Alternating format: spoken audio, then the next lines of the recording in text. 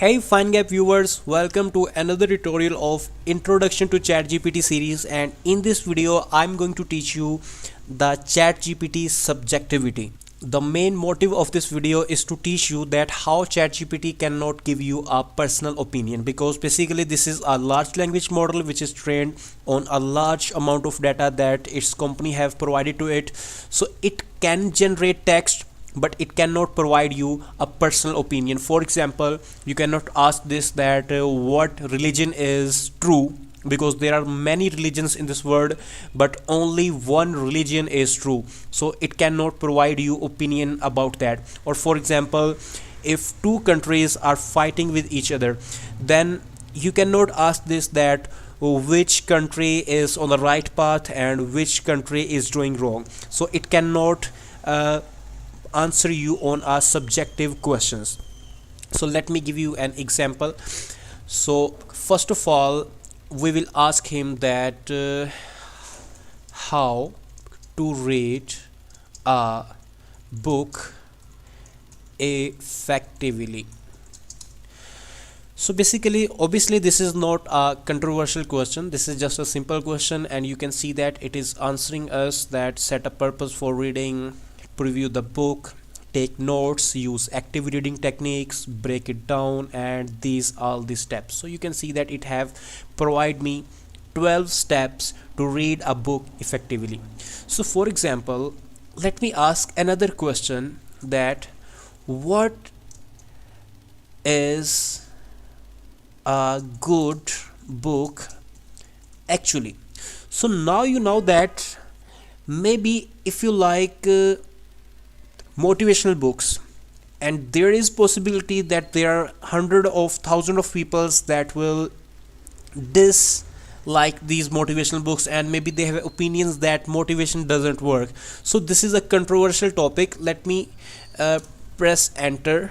So you can see that the definition of good book can vary widely from person to person, because individual preferences, interests, and purposes for reading differ. However, there are certain qualities that many people might consider. So now you can see that it is providing us those qualities, but still it has told us that this depends on person to person. For example, let me type here, I did not agree with you, give me another opinion. Let me press enter. So you can see that basically this is not a Google that you will type a query and you will see the links here. You can interact with this AI model. It will try to understand the context of your prompt that you will provide to it, and it will generate text as much possible with the relevant to your prompt. So now you can see that it have give me another answers. So if you have a controversial topic or subjective topic, then we cannot take its opinion to 100% correct, because this AI model is provide you text based on the data on which it is trained. So it is up to you to read its responses, and then you have to personally think by your own mind to reach to a moral. So let me type here another subjective question, that there are many religions in the world, and what religion is true. So you can see that it is a opinion based topic. So you can see that the question of which religion, if any, is true is complex and deeply subjective matter.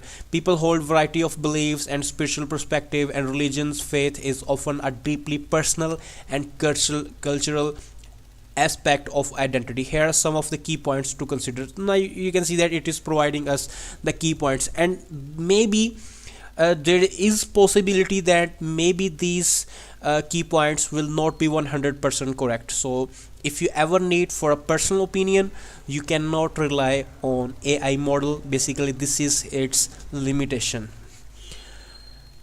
If you agree, please let us know in the comment section, and if you have personal opinion, about ChatGPT opinions, you can let us know in the comment section, and please subscribe to our YouTube channel and stay tuned to learn about ChatGPT. And finally, thanks for watching.